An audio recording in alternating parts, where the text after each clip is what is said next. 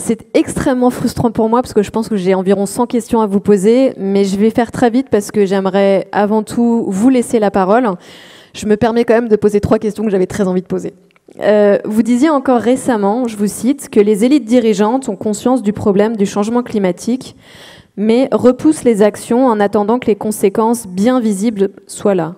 Pourtant, j'ai l'impression que les conséquences, on les voit, on les vit. C'est quoi des conséquences bien visibles et pourquoi ? Vraiment, c'est une question que je me pose. Pourquoi est-ce qu'on en est toujours là ? Pourquoi est-ce qu'on parle encore d'inaction climatique ? Pourquoi est-ce qu'il n'y a pas des prises de position, des décisions concrètes qui sont prises par ces élites dirigeantes ? Oui, merci Caroline. D'abord, bonsoir à tous et à toutes. Moi, c'est vous que je voudrais remercier. Le Festival Atmosphère, c'est vrai que Pascal a dit que j'étais là il y a 11 ans. J'étais à la première édition.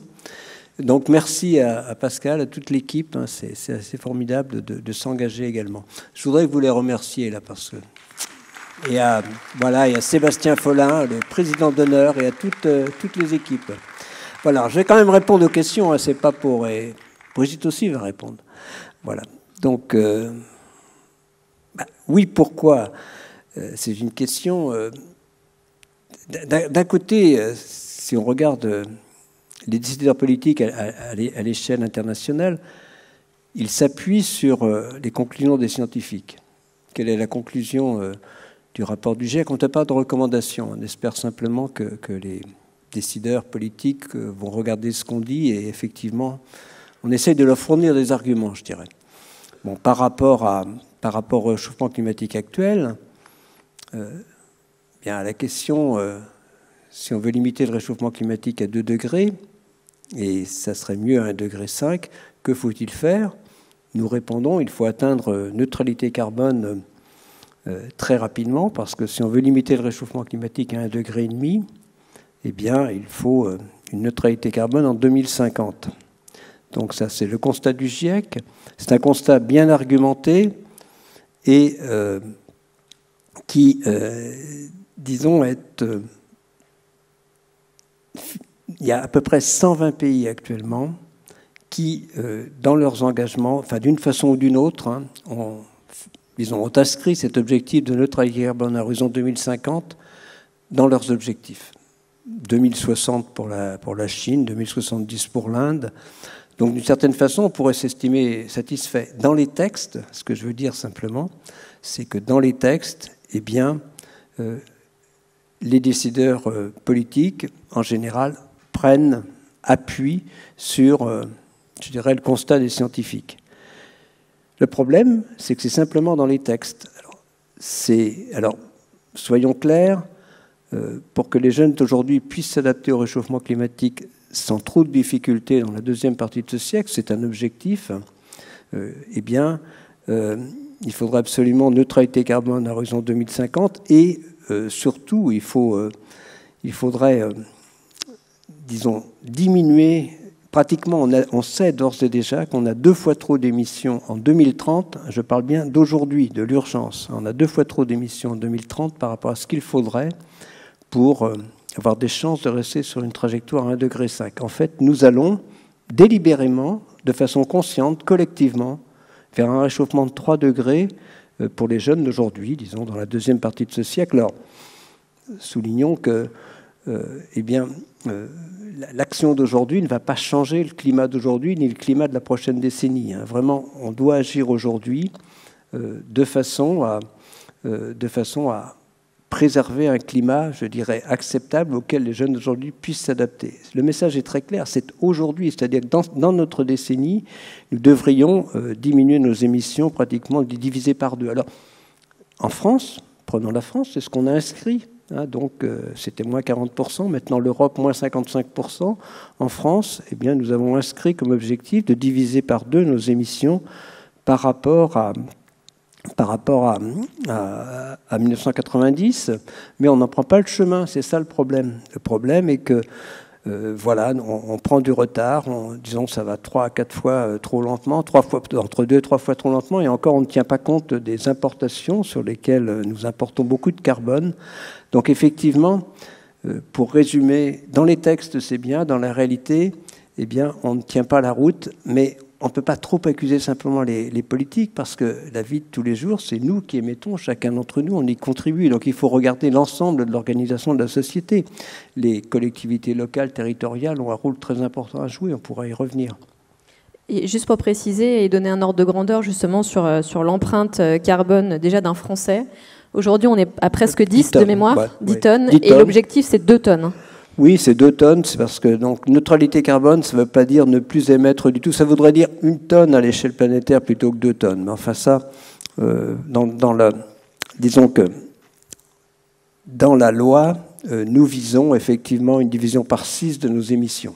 C'est ce qui est visé actuellement, mais ça veut dire quand même, et aussi une augmentation des puits à peu près, enfin de l'absorption sur notre territoire national de 50% de la végétation, ce qui est loin d'être gagné parce que les incendies et puis, disons par exemple, des maladies comme la scolite font que la végétation a de plus en plus de mal à absorber le carbone. Donc oui, c'est vraiment un objectif ambitieux au niveau français et cette division par 6, eh bien, c'est vraiment, il faut y aller, il faut pas attendre 2050, c'est maintenant qu'il faut agir. Justement, j'aimerais qu'on parle des puits, j'aimerais votre avis sur un sujet, alors peut-être juste pour rapporter un peu de pédagogie et mettre tout le monde à niveau. Je rappelle, on l'a vu dans le documentaire, que le concept de neutralité carbone, il a pris son envol lors des accords de Paris avec un objectif planétaire qui est simple, celui de maintenir l'équilibre entre les émissions humaines et les puits de carbone gérés par les sociétés humaines. Quand on parle de puits de carbone, il y en a plusieurs, il y a les forêts, les sols agricoles, et il y a aussi les technologies d'émissions négatives qui n'existent pas encore réellement, elles sont pour le moment que sur le papier, et je rappelle que ces technologies d'émissions négatives, elles permettraient de capter des émissions de CO2 et de les stocker de manière très durable dans les couches géologiques. Est-ce que vous y croyez, vous, à ces technologies d'émissions négatives ? C'est un peu un rêve et un pari. Je crois que nous sommes extrêmement égoïstes. C'est-à-dire que nous émettons en premier lieu du gaz carbonique. Je rappelle quelques chiffres. On en est à 45 milliards de tonnes de CO2 et on y ajoute à peu près 15 milliards d'équivalent CO2 pour les autres gaz à effet de serre. Les émissions ont plus que doublé depuis, moi j'ai commencé dans les années 70, on émettait 27 milliards de tonnes. Voilà. Donc, on émet sans compter, les émissions de gaz à effet de serre augmentent, et finalement, ce qu'on demande aux jeunes, c'est non pas simplement d'atteindre la neutralité carbone, on demande aux jeunes d'aujourd'hui de pomper le gaz carbonique que nous mettons sans compter dans l'atmosphère. Alors, comment le feront-ils ? C'est pour ça que d'abord, il faut regarder quand même le point de vue éthique. Il faudra mieux diminuer les émissions maintenant que de leur demander de les repomper dans 30 ou 40 ans. Alors, qu'est-ce qu'on envisage pour piéger le CO2 ? Donc, dans l'océan, il y a une partie importante, plus de 10 milliards de tonnes de CO2 qui vont chaque année. C'est au dépend de l'océan parce que l'océan s'acidifie. Ça, c'est un vrai problème. Sur le continent, on peut augmenter la biomasse. C'est ce qu'on rêve de faire en France, mais c'est pas si simple avec les feux de forêt, je l'ai déjà dit. Voilà. Donc, c'est la première technique. Du stockage dans les sols, ça c'est intéressant du point de vue de l'agriculture parce que stocker le carbone dans les sols, c'est à la fois aussi, accroître la productivité des sols. C'est plutôt bon du point de vue de la productivité des sols. Le piégeage direct, mais ça ne jouera que sur des petites parties parce que ça demande beaucoup d'énergie. Et puis effectivement, on envisage de piéger le CO2 à la sortie de centrales. Et dans le futur, ça pourrait être des centrales à fuel, à charbon, à gaz, mais comment on ferait des émissions négatives, c'était la question. Alors, ce qui est envisageable, mais on voit bien, c'est de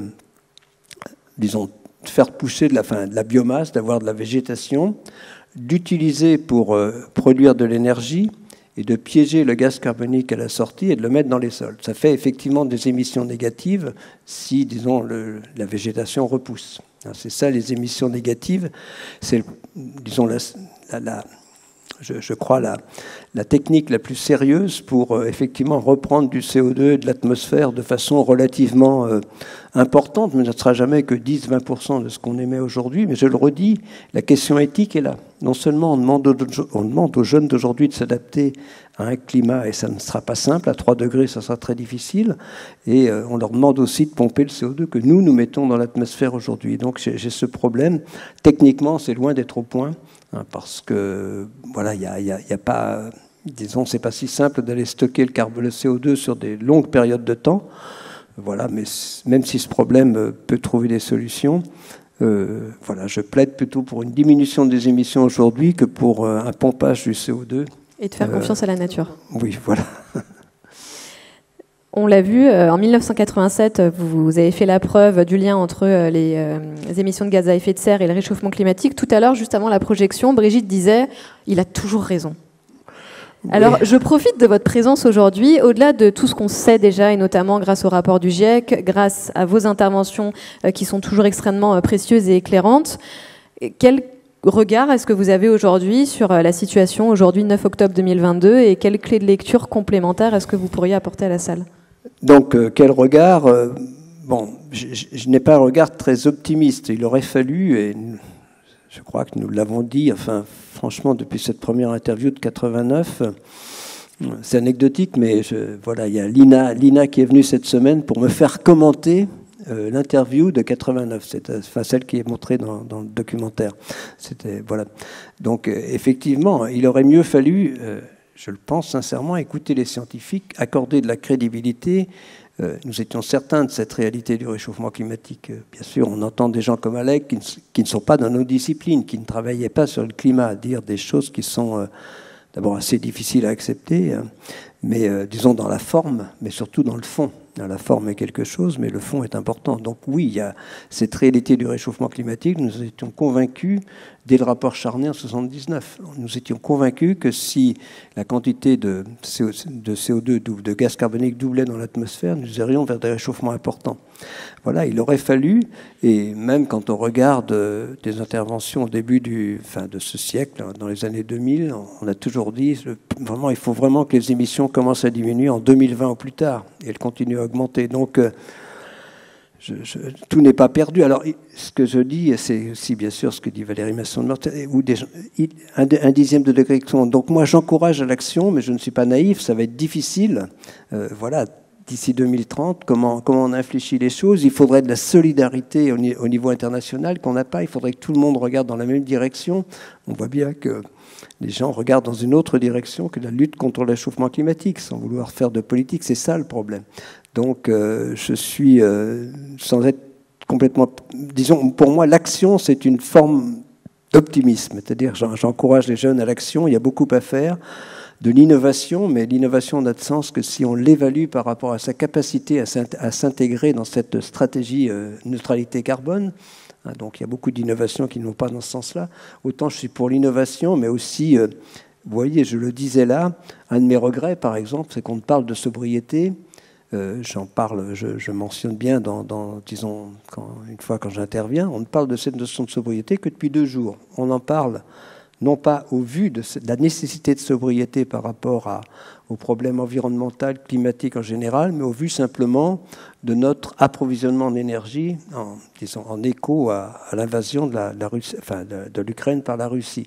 Donc c'est quand même extrêmement regrettable que ce mot sobriété, qui est inscrit sur le site du ministère, qui a été vraiment mis en avant par les 150 citoyens, notre président n'en parle qu'il y a 2 jours. Et qui est dans le rapport du GIEC. Voilà, et qui est dans le rapport du GIEC, bien sûr, partout. Donc tout le monde sait que, je ne veux pas être trop long, mais j'étais avec Denis Meadows la semaine dernière, donc lundi de la semaine dernière, à Lyon. Donc Denis Meadows, c'est l'auteur du rapport Meadows, on est en 70, il avait 30 ans. Donc il fait ce rapport qui sera le rapport du Club de Rome, avec son épouse qui est décédée depuis, puis un autre collègue. C'est ce rapport du Club de Rome qui dit de façon simple, il ne peut pas y avoir de croissance infinie dans un monde infini.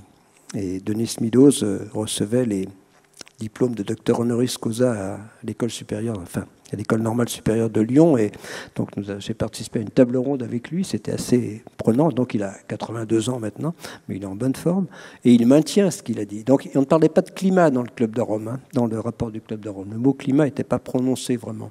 Mais maintenant, donc Denis Miloš, évidemment, suit toutes ces actualités climat et redit, et avec beaucoup d'arguments, hein, le rapport du Club de Rome a été remis à jour régulièrement, mais cette idée de l'impossibilité d'un développement infini, disons, d'une croissance infinie, dans un monde fini, reste bien la principale affirmation de ce Club de Rome. Et c'est vrai, quoi. On voit bien que ce n'est pas possible de continuer comme on a fonctionné pendant les 30 Glorieuses. Voilà, on y était, il y a beaucoup de gens de ma génération, certaines personnes ici, c'est ce qu'on a fait, c'est clair, collectivement. Donc il faut absolument, disons, changer de trajectoire. Et bon, voilà, j'espère que moi j'essaye de le dire, j'essaye aussi de le faire un peu, mais c'est tout, chacun d'entre nous, on est partie prenante dans cette lutte contre le réchauffement climatique, quelle que soit la génération. J'ai juste une dernière question pour vous, Brigitte, et après je vous laisse la parole. Je précise que je n'avais pas vu le documentaire avant, que je pense être plutôt conscientisée sur ces sujets-là, mais que ça n'a pas empêché encore beaucoup de colère et d'indignation quand j'ai vu le film. Est-ce qu'on sort indemne quand on est réalisatrice d'un film comme celui-ci? Est-ce qu'il n'y a pas un avant et un après? Plus consciente en tous les cas, même si j'étais éveillée à ces questions-là, mais je me souviens avoir vu le film de Al Gore en 2006 lors de sa sortie, et je m'étais dit « Oh là là, ouais quand même !» Et puis, quelque part, j'ai un peu oublié en fait. Et là, je me demande s'il n'y a pas quand même un petit problème de vocabulaire, c'est-à-dire, plutôt que de parler de réchauffement, ce serait plus juste aujourd'hui de parler de dérèglement. Et après l'été qu'on vient de passer, je me dis c'est encore plus vrai parce que ça va plus vite qu'on ne le pense. Greta Thunberg l'a souligné dans un article là aujourd'hui. Ça va plus vite, c'est plus violent et donc on va faire face à des choses.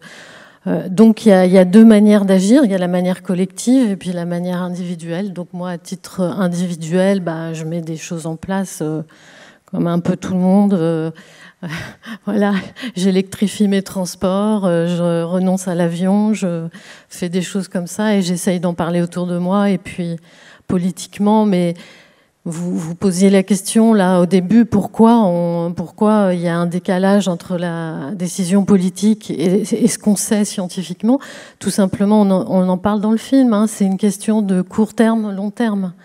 Donc il faut qu'on arrive aujourd'hui à raisonner à long terme pour nos petits-enfants, nos arrière-petits-enfants, et justement être éthique, ne pas être égoïste, et penser à eux, et donc agir en conséquence, et pousser les hommes politiques à faire de même. C'est quand même pas normal que la Convention citoyenne à laquelle vous avez participé, on fait 150 propositions super intéressantes et qu'il y en a à peine 20% qui sont appliquées aujourd'hui. Je suis sûre que dans les années qui viennent, on va y revenir à ces 150 propositions. Enfin, j'espère. Ouais. Merci beaucoup. Je vous l'ai promis, je vais laisser à présent la parole à la salle et les questions en salle. Vous avez des micros qui sont mis à votre disposition. N'hésitez pas, on a une première question juste ici. J'ai vu une main se lever. Je vous laisse poser votre question.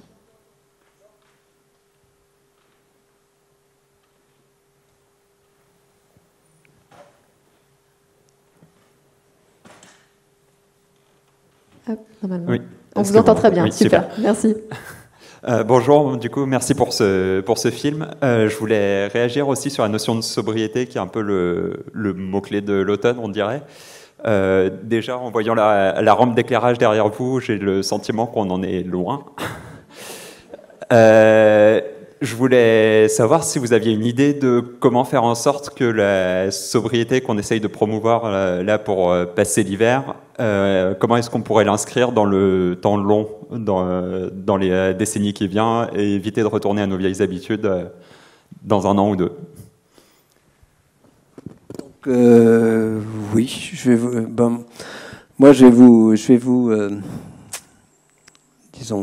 m'appuyer sur deux propositions des citoyens que moi j'ai estimées intéressantes. donc, et qui sont pour moi des mesures de sobriété. Donc la limitation à 110 sur autoroute, hein, voilà, donc bon, c'est quand même quelque chose. J'ai vraiment le regret, je sais qu'on ne peut plus contraindre, mais j'ai vraiment le regret que personne n'ait dit.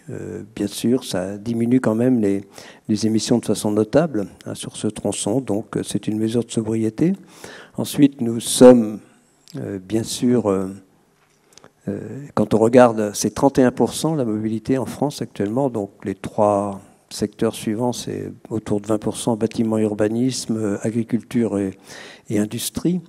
Donc, la mobilité, la part de la mobilité est croissante, et cette augmentation, elle est liée à collectivement, à l'utilisation, à l'achat de plus en plus fréquent de véhicules lourds, de SUV. Et donc, rappeler simplement, parce qu'on ne va pas contraindre, je sais, mais rappeler simplement que les véhicules lourds sont vraiment un problème en termes de mobilité en France et dans le monde, hein, c'est pas que le cas de la France. Voilà, il y a des mesures de mobilité qui sont des mesures qui sont effectivement de sobriété. Bien sûr, on peut parler de sobriété dans le chauffage, dans l'éclairage et tout ça, mais dans la mobilité également. Voilà, donc il y a, disons, quand on regarde les propositions de citoyens, ce mot sobriété, et d'ailleurs il a été bien mis en évidence par les citoyens, on le retrouve effectivement dans beaucoup des propositions. C'est vraiment un monde plus sobre, mais pas forcément moins agréable, hein, c'est ce que je veux dire. Voilà. Merci, on va prendre une autre question. Ah, je vois le micro. Je vous en prie, madame, allez-y. Oui, bonjour monsieur. Merci infiniment pour ce documentaire qui frappe vraiment. Je commençais à être au courant, mais vraiment, c'est encore merci. Moi, je voulais poser une question par rapport à tous les paramètres qui bloquent et les politiques et l'arrêt de ces émissions sans cesse. Mais nous avons des pays comme le Brésil, par exemple, qui déforestent, pour l'instant du moins, espérons que ça va s'arrêter, la forêt amazonienne, et je pense qui absorbe le CO2, ça doit avoir un impact énorme. Et je me demande comment nous, petits citoyens, malgré nos petits gestes quotidiens qu'on essaye de faire, on peut empêcher tous ces paramètres qui viennent parasiter complètement un acte écologique.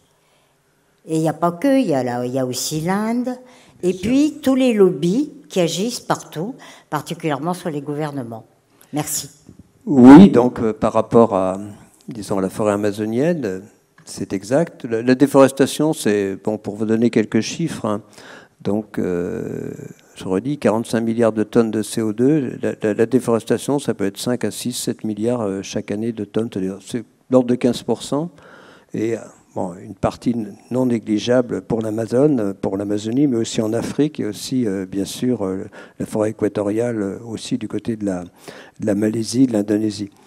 Je ne suis pas sûr qu'on ne puisse rien faire. C'est clair que, disons, cette déforestation, en tout cas de l'Amazonie, est largement motivée par, disons, l'envie de ces pays, alors voilà, de se développer économiquement autour de la culture du soja, et ce soja qui arrive quand même, peut-être indirectement, dans nos assiettes. C'est très clair. Une partie de l'alimentation du bétail en France, c'est le soja qui nous vient de ces régions. Donc ça pose la question, d'ailleurs, bien sûr, les citoyens, ça ne leur a pas échappé, puisqu'ils ont recommandé de revoir effectivement les traités d'échange avec ces pays, parce qu'il faudrait mieux, effectivement, que nous vivions sur du bétail français. Alors même si c'est plus cher, je sais bien, après il y a tout ce problème, hein, mais c'est peut-être pas complètement vrai qu'on ne puisse rien, même dans notre vie de tous les jours, on peut quand même agir, y compris dans ce cas-là. Oui, puis éviter d'acheter des bois exotiques qui viennent de la déforestation et des choses comme ça. Mais en fait, l'enjeu, c'est qu'on arrive à réinventer tous ensemble un mode de vie plus sobre, mais qui ne veut pas dire plus désagréable. Et c'est là qu'il faut trouver des choses. Mais en même temps, moi, j'ai envie aussi d'être optimiste parce que ça fait quelques années qu'on se connaît. Je trouve que les choses ont beaucoup changé là depuis quelques années. Vous voyez, là, il y a des gobelets renouvelables, il n'y a pas d'eau en bouteille. Je précise, juste une précision importante par rapport à la remarque de monsieur, et vous avez raison par rapport aux lumières. Je précise quand même que le festival Atmosphère est extrêmement engagé et qu'il y a plein de démarches éco-responsables. Je vous invite vraiment, on communique dessus, je vous invite vraiment à prendre connaissance. Donc voilà, c'était important pour moi de vous faire cette précision-là. Mais après, c'est vrai que l'énergie, d'où elle vient, enfin, c'est toutes ces questions-là qui sont en train d'être posées aujourd'hui, et aussi à cause de la guerre en Ukraine. Et ce sont des questions fondamentales. Et voilà, c'est l'occasion de se les poser. Et peut-être qu'on va souffrir un peu, mais on se pose des bonnes questions, moi, je trouve, enfin. Et il y a un sujet qui était intéressant. On parlait de l'alimentation et notamment de la culture du soja. Il me semble que si on prend la production mondiale aujourd'hui du soja, seulement je crois qu'il y a moins de 10% qui est réservé à l'alimentation directe, à notre alimentation directe, et la grande majorité aujourd'hui de la production du soja est utilisée pour le bétail. Oui, donc si on diminue déjà tous notre consommation de viande et où on privilégie du circuit court, nourri à l'herbe, etc., à revenir à ce genre de pratique, déjà, on résout une bonne partie de votre question, madame, je crois. Voilà. Et c'est vraiment une remise en question globale. Hein. Et on parlait de la géo-ingénierie qui pourrait tout résoudre. Évidemment, tout ça, c'est des chimères pour l'instant. Le seul outil qui mange du CO2 aujourd'hui et qui est fiable, c'est l'arbre. Hein, Jean ? Oui, et l'océan, mais l'océan, ça dépend, je l'ai dit, c'est important. Et voilà, c'est aussi, il y a ces problèmes. Par exemple, l'acidification de l'océan et le réchauffement, au-delà de 2 degrés, c'est un risque de... Pratiquement tous les récifs coralliens seront affectés. Donc il faut bien se rendre compte. Alors on est peut-être moins sensible ici, mais disons pour certains pays, c'est essentiel, pour certaines régions. Bon, évidemment, au-delà du tourisme, mais disons du point de vue biodiversité, c'est aussi extrêmement important. Donc c'est vrai que c'est ce que nous sommes en train de faire actuellement. Et de façon claire, enfin tout le monde, on le sait. Voilà. On va prendre une autre question. Oui. Bonjour. Merci beaucoup pour la diffusion de ce film qui parle de la bataille du siècle. Et je voulais votre avis, vu que vous avez porté un discours auprès de politiques qui étaient relativement pacifistes. Que pensez-vous de la violence comme une réponse ? Je pose cette question parce que dans le cadre du festival, il y a eu justement un film qui s'appelait Rupture, porté par des jeunes sur cette question. Et Maxime Olivier est intervenu en indiquant qu'aujourd'hui, on avait quand même un contexte juridique favorable à des activités climaticides. Donc ma question, que pensez-vous d'actes de violence, de désobéissance civile ? Oui, non, mais... Voilà, donc moi, comme je suis assez légaliste, je ne me suis pas engagé. Par exemple, disons, j'ai été contacté par Extinction Rebellion, je ne me suis pas engagé. Ce qui ne veut pas dire que je pense que toutes les formes d'engagement sont intéressantes, et y compris celle-là. Même si moi-même je ne m'y engage pas.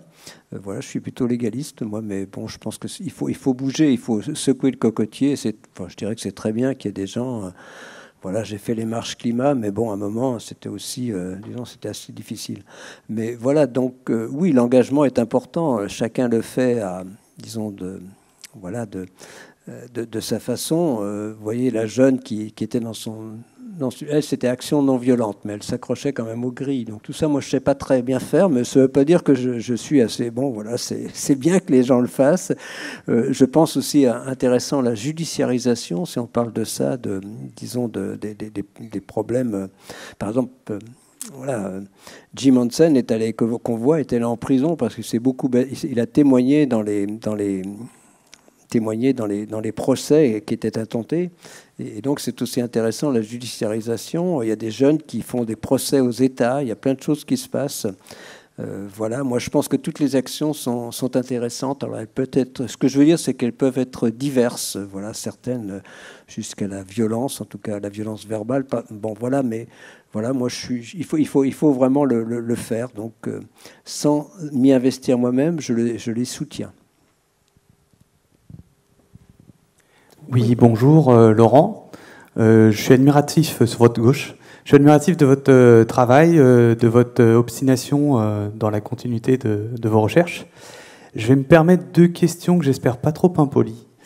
Que pensez-vous de la part du suivi carbone par rapport à la biodiversité en général Si on écoute par exemple Aurélien Barraud qui dit que finalement le carbone, ce sera déjà trop tard quand on aura réussi les objectifs, parce que finalement un parking avec les énergies vertes ou les énergies fossiles, ce sera toujours un parking. Donc première petite question. Et après je profite d'être dans le cadre de ce festival. Est-ce que le scientifique n'aurait pas intérêt à être encore plus près de l'artiste ? Parce que finalement, peut-être que pour aller plus loin, c'est l'imaginaire des personnes qu'il faut solliciter. Et malheureusement, la raison ne convient pas à tout le monde pour avancer de l'avant. Merci. Proche de l'artiste, oui, je suis convaincu. Je suis convaincu de la, disons enfin oui, pour moi, l'approche culturelle artistique fait partie aussi de la prise de conscience. C'est très important.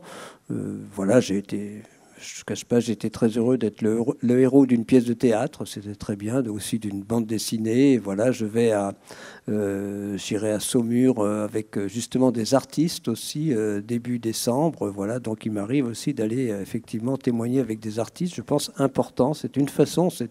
On a parlé de différents engagements. Il y a vraiment aussi des artistes qui s'engagent.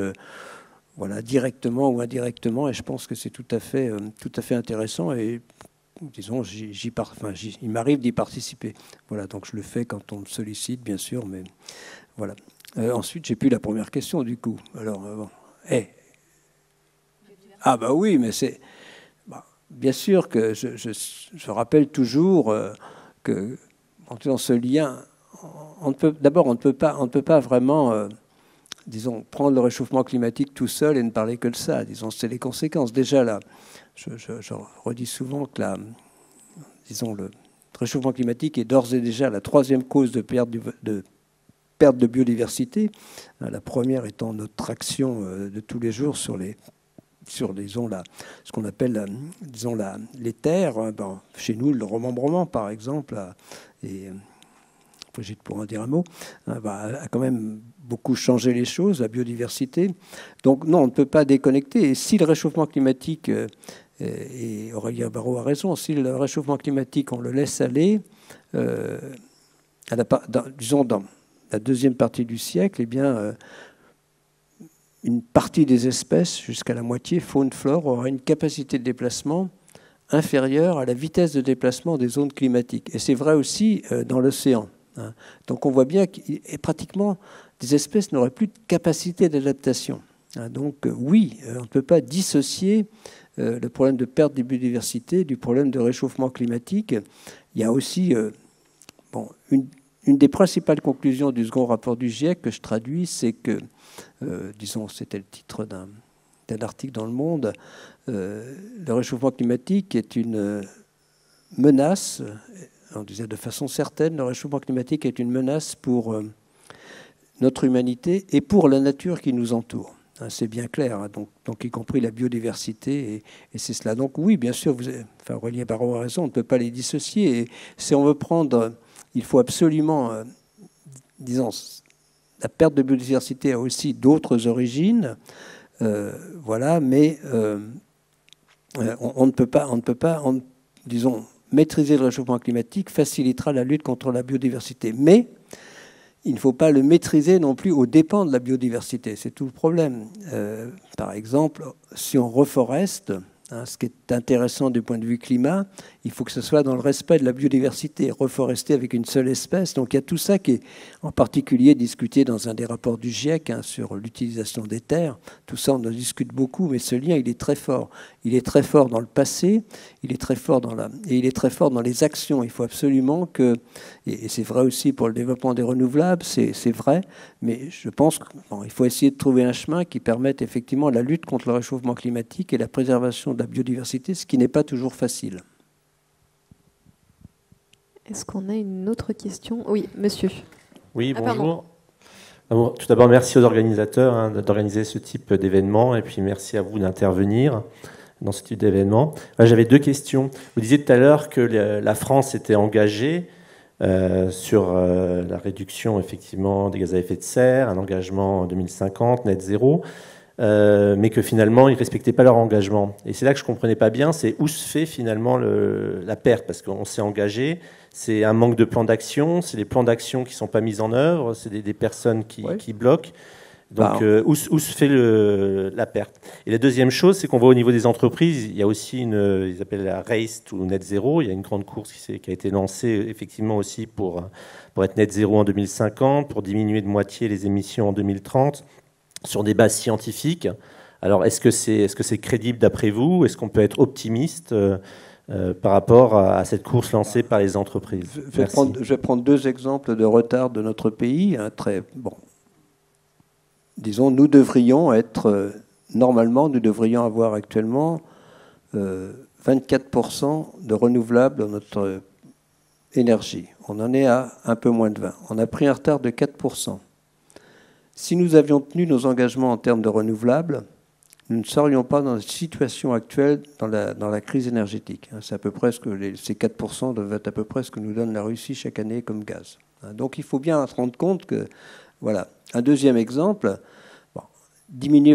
c'est affiché, il faudrait diviser par 2 nos émissions dans le bâtiment urbanisme à horizon 2030, c'est ce qui est inscrit dans la stratégie nationale bas carbone, par rapport à 2015.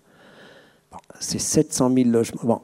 Si on veut rénover tout d'ici 2050, il y a 21 millions de logements en France, une vingtaine de millions, il faudrait rénover 700 000 logements par an. On est loin du compte. Chaque année, c'est beaucoup moins qu'on rénove. Et on ne les rénove pas de façon optimale. Donc on prend du retard là-dedans. On n'arrête pas, on parle de mobilité, mais même si les mobilités douces se développent, les émissions n'arrêtent pas d'augmenter. J'ai dit pourquoi. On n'arrête pas d'acheter des SUV, soyons clairs, c'est la réalité. On n'accepte pas de limiter la vitesse, ou en tout cas, donc voilà, on ne prend pas de véritables mesures de fond pour diminuer les émissions dans la mobilité, c'est très clair.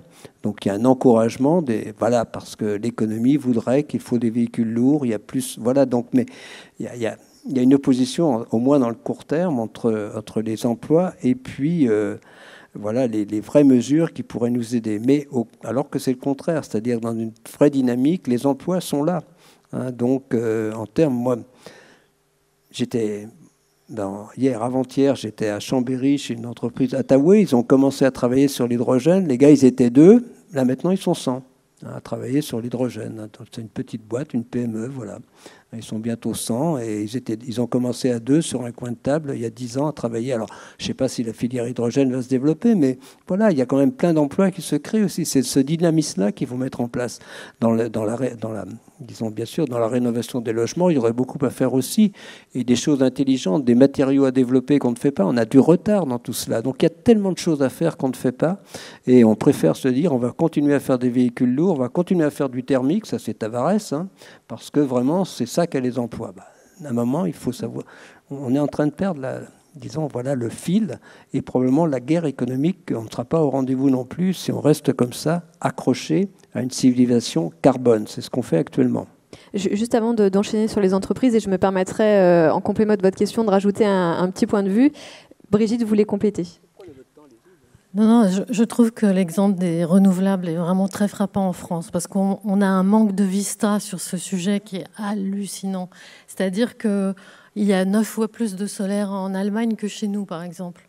Il y a moins de soleil pourtant chez eux. Moi, j'ai travaillé en particulier sur le photovoltaïque. Il y a 10 ans de ça, en France, on a fait un moratoire, on a supprimé 15 000 emplois dans le solaire. Mais personne n'en a parlé parce que c'était des petites PME comme ça, dispersées, etc. Aujourd'hui, si on avait suivi l'exemple de l'Allemagne sur le solaire, effectivement, on serait super tranquille pour passer l'hiver. Et là, c'est pas... Voilà, peut-être qu'on a trop fait confiance à notre nucléaire. Et on n'a pas vu ce qu'il y avait à côté, qui avait un potentiel de développement incroyable. Et les tenants du nucléaire, ils me disent « Ah oui, mais c'est l'emploi, le nucléaire. » Bah oui, mais il y a de l'emploi aussi dans les ENR, énormément d'emplois. Et énormément d'indépendance énergétique. Donc là, on est très en retard et il va falloir s'y mettre.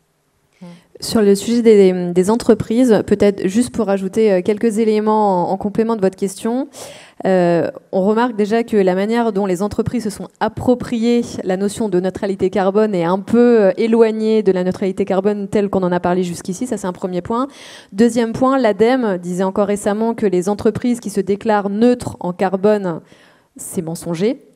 J'ai lu récemment un article du New York Times qui disait que la neutralité carbone des entreprises est un vaste enfumage. Qu'est-ce que vous en pensez Oui, parce que beaucoup de neutralité carbone, enfin je connais les plans de neutralité carbone de beaucoup d'entreprises, c'est à travers la compensation. Et la compensation, c'est un peu tricher parce que, je veux dire, bien sûr, c'est aller chercher, disons, du CO2 autre part, d'autres qui font les efforts. Et globalement, on n'arrivera pas à neutralité carbone si les entreprises jouent simplement le jeu, jouent largement. Il y a aussi des diminutions réelles, il ne faut pas non plus exagérer, mais jouent largement le jeu de la compensation. Donc c'est vraiment un miroir aux alouettes, globalement, effectivement. Et beaucoup d'entreprises, c'est avant tout à travers des compensations. Et c'est effectivement, je pense que c'est ce que dit l'ADEME, j'imagine. Voilà. C'est un sujet de mesure aussi, où justement on est en train de revoir la manière aussi de mesurer ces émissions et où certaines entreprises qui filoutaient un peu aujourd'hui ne pourront plus le faire demain. Est-ce qu'il y a une autre question ? Oui, monsieur. Merci pour la présentation de votre film. J'avais une question concernant le réchauffement climatique ou le dérèglement climatique. Visiblement, Bill Gates a trouvé une solution qui consiste à larguer de la poussière de craie dans l'atmosphère pour la refroidir. J'aurais voulu avoir votre avis là-dessus. Oui, alors c'est pas Bill Gates qui l'a trouvé, hein, ça c'est pas bon. Il veut bien, disons l'idée c'est d'envoyer des particules disons à une dizaine de kilomètres au sommet de ce qu'on appelle la troposphère, disons, et puis après il y a la stratosphère. Donc c'est un peu jouer les volcanologues, on appelle ça la géo-ingénierie, c'est-à-dire à chaque grand volcan, il y a effectivement des poussières qui sont éjectées à ces altitudes, généralement des sulfates, et disons, il y a un refroidissement de quelques dizaines de degrés qui dure quelques années. Donc c'est de jouer le rôle, d'essayer de façon volontaire d'injecter effectivement des aérosols sulfatés à ces altitudes. Alors, le problème, il est double. D'abord, il y a des risques d'effets secondaires, par exemple sur la répartition des précipitations. Et c'est pas si simple. Il y a aussi des risques d'effets secondaires avec le cycle de l'ozone. Alors, on va être optimiste, on va espérer que tout marche bien et que ces effets secondaires, finalement, on en prend la mesure. Je dirais, qui sont pas, disons, trop contraignants, qui posent pas trop de problèmes. Le problème, il est que en gros, on fait moins d'efforts sur le CO2, on laisse l'effet de serre augmenter, et puis à chaque année, on essaye de contrecarrer l'augmentation de l'effet de serre. Donc, il faut continuellement augmenter la dose, de particules dans l'atmosphère dans le meilleur des cas, pour maintenir le réchauffement à son niveau, si ça marche. Et en fait, imaginons qu'en 2050, tout marche bien jusqu'en 2050, et puis tout d'un coup, il y a une guerre, il y a un problème technologique, on doit arrêter. Eh bien, le degré qu'on n'aura pas pris, c'est à peu près ce qu'on va prendre d'ici 2050, en 30 ans, admettons, tout va bien, on a évité ce degré, mais tout d'un coup, on est obligé d'arrêter, ou pour un problème de gouvernance, eh bien, les jeunes d'aujourd'hui le prendront en 3 ou 4 ans. Et c'est encore plus terrible. Ça serait plus terrible, c'est-à-dire que c'est ce qui se passerait. Tout d'un coup, on est obligé d'arrêter, et puis voilà. Donc, c'est mettre une épée de Damoclès sur les jeunes d'aujourd'hui. Et moi, du point de vue éthique, c'est vraiment un véritable problème. Et avant tout, pour des raisons éthiques, j'ai d'ailleurs signé une pétition récemment. Je ne souhaite pas que nous nous engagions dans cette voie qui est extrêmement risquée. Et bon, c'est vraiment, voilà, c'est un rêve. Et il vaut quand même mieux, on parlait d'émissions négatives, mais il vaut quand même mieux diminuer nos émissions que de se lancer dans des choses comme ça. C'est quand même moins acrobatique et beaucoup moins risqué. Voilà. Mais ça existe, vous avez raison. Mais Bill Gates n'a pas inventé, c'est plutôt certains scientifiques. Oui. Est-ce qu'on a une autre... Oui, je vous laisse la parole. Merci beaucoup. Est-ce que vous pourriez nous dire un petit peu plus sur cette affaire de âge glaciaire ? Votre collègue dans le film dit qu'apparemment donc, cette période entre les âges glaciaires est en train de s'allonger. Et puis, dans votre graphique, avec cette corrélation entre le CO2 et la température, je ne sais pas, mais j'ai l'impression qu'on remarque quand même qu'avant cette chute dans la période glaciaire, il y a toujours un pic de température. Est-ce que vous pourriez nous en dire donc un petit peu plus ? Oui, bien sûr. Donc, comment ça se passe ? D'abord, le métronome des périodes glaciaires, c'est vraiment la position de la Terre sur son orbite. Donc l'orbite terrestre se modifie avec des périodicités de 20, 40 et 100 000 ans. Et puis, donc, la forme de l'orbite terrestre se modifie, et puis l'axe de la Terre est inclinée par rapport à son orbite, et disons, il y a une variation qu'on appelle l'obliquité. Et on retrouve effectivement dans les enregistrements de Vostok la signature de ces changements d'insolation. C'est vraiment l'insolation qui est le métronome qui règle la succession des périodes glaciaires et interglaciaires.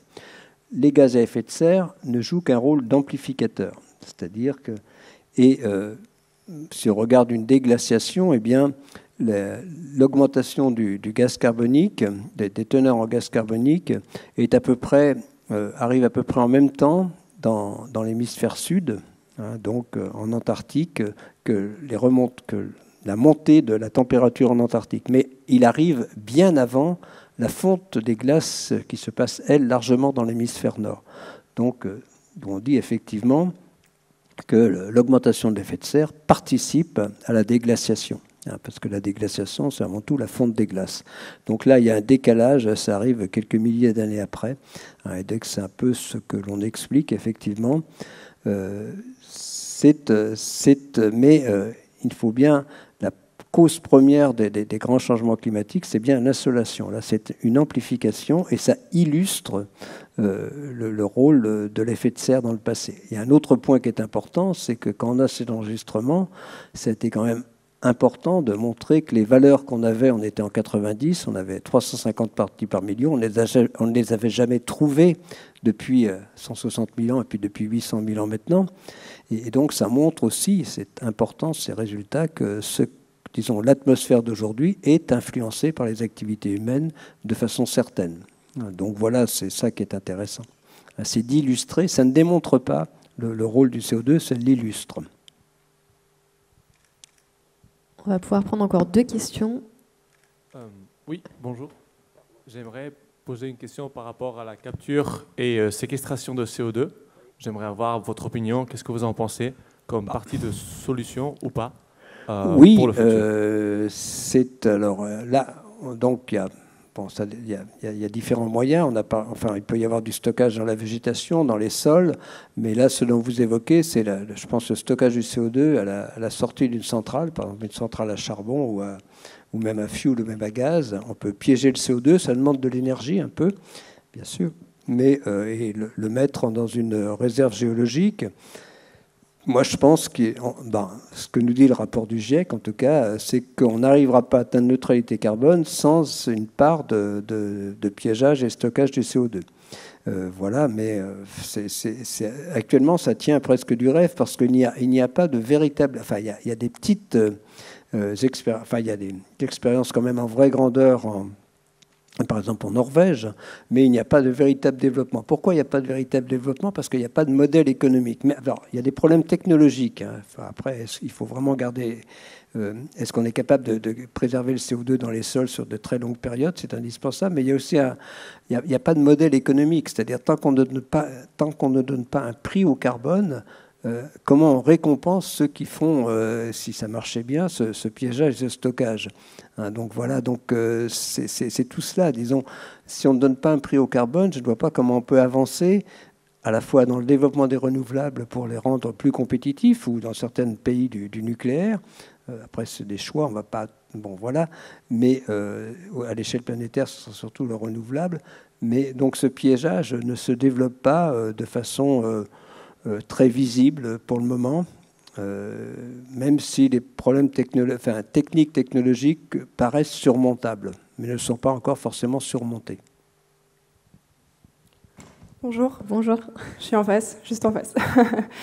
Je suis ici. De plus en plus de personnes s'approprient les travaux du GIEC pour les restituer au plus grand nombre. Sans citer de nom, je pense à des gens qui font un travail de vulgarisation, d'autres qui prennent la parole sur les plateaux télé.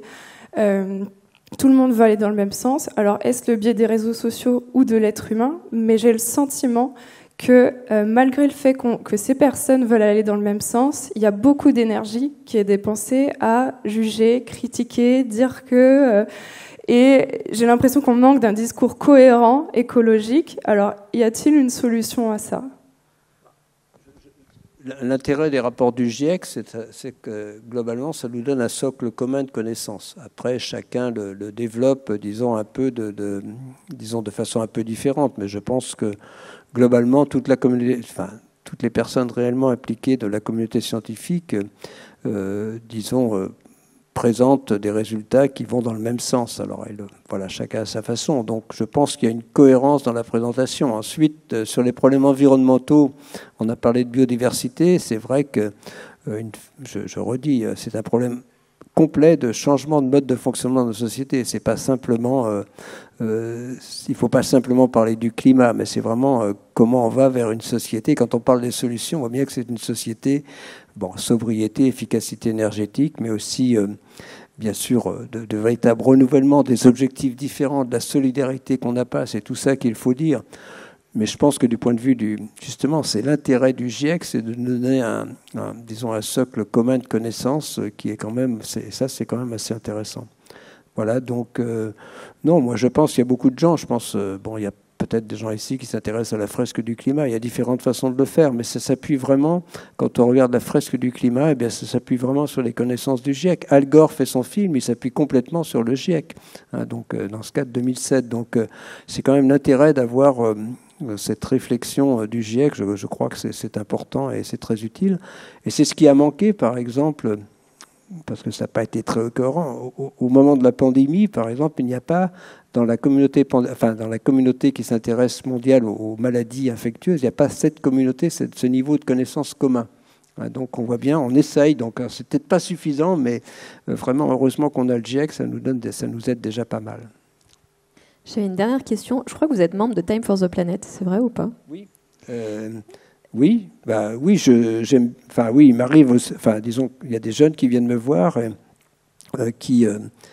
donc là, c'est Time for the Planet, et c'est l'idée, c'est effectivement de deux jeunes Lyonnais au départ, hein, Denis, puis l'autre, je ne sais plus son prénom, voilà, qui, avec l'idée de promouvoir des PME, des initiatives disons, pour la lutte contre le réchauffement climatique.